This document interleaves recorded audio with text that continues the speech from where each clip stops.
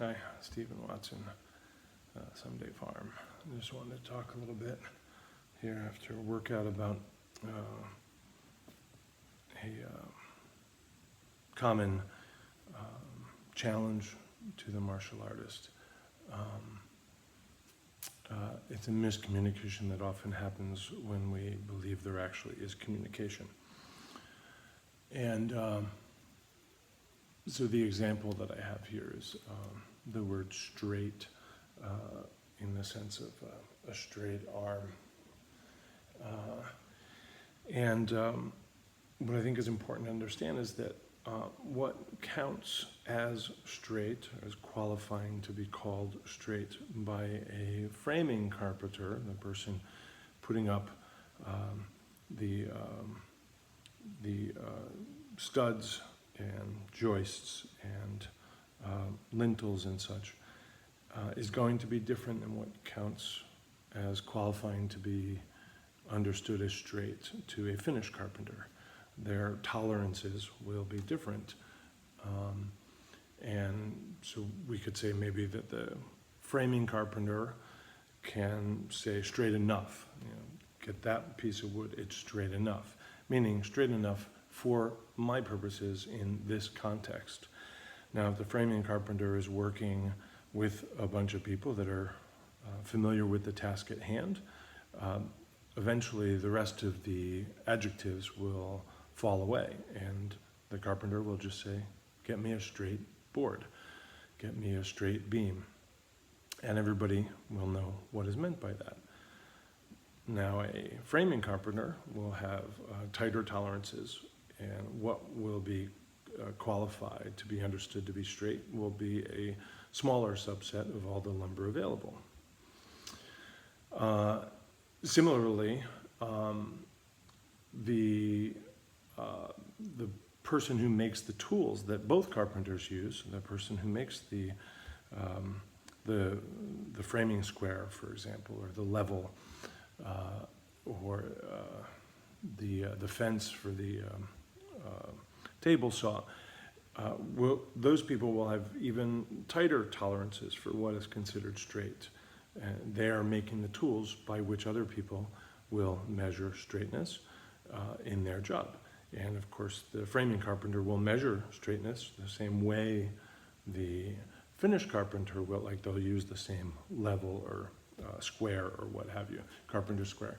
But they'll accept different variances. And so what happens is in art such as the ones I work, Tai Chi, for example, or Tai Chi Chuan, Aikido, Kung Fu, these sort of things, the term straight gets used quite often to mean, for example, the example I gave a few moments ago is straighten the arm. And I happen not to want a straight arm. I actually mean an extended arm, and in my art, extended will still be a bit round. Not locked, not even straight, but extended. But again, straight and extended can mean different things to different people. But we would understand in my school, for example, or in the arts that I study, if I say straight, then I'll mean a certain thing by straight. If I said to a Tai Chi person, lift your shoulders, they might think, okay, this is the move. They probably wouldn't say, oh, I've been studying for 17 years. Today's the day my teacher wants me to do this. They would hear me say the words lift the shoulders and recognize in the context what is likely to be meant by that. And so there'll be an understanding, there'll be a communication.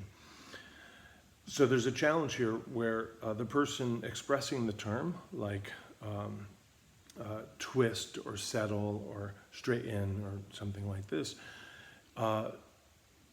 understands what they mean, but they say something doesn't mean what they understand. And the person hears the word and knows what it means. And each person nods, having a familiarity with the shared language, and yet there isn't a communication. And so I think what's important here is that, so with the straight arm, like I know that if I'm told to straighten it, in this practice, straighten it, I know that I have other principles that are important to me, such as not overreaching. I'm not willing to overreach in a Nejajuan practice. I have other concerns, I have other principles.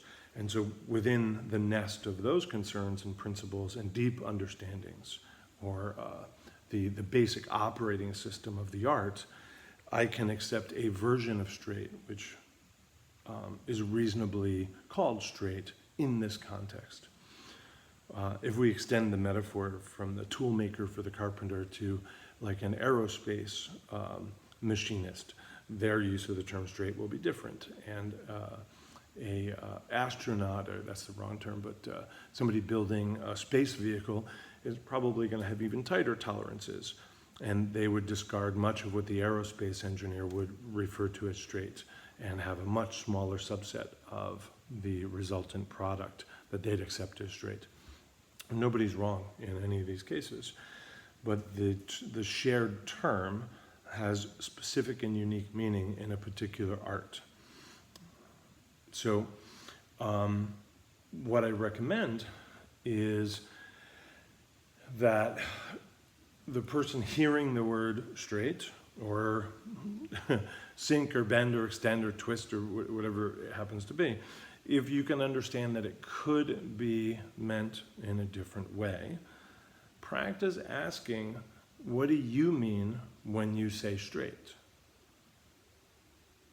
And the person will say, well, a largely extended arm that is careful not to have a oblique, an acute angle at the elbow, and has energy coursing through it, and there's no tightness around it, and it doesn't reach past the ball of the foot, or something like this.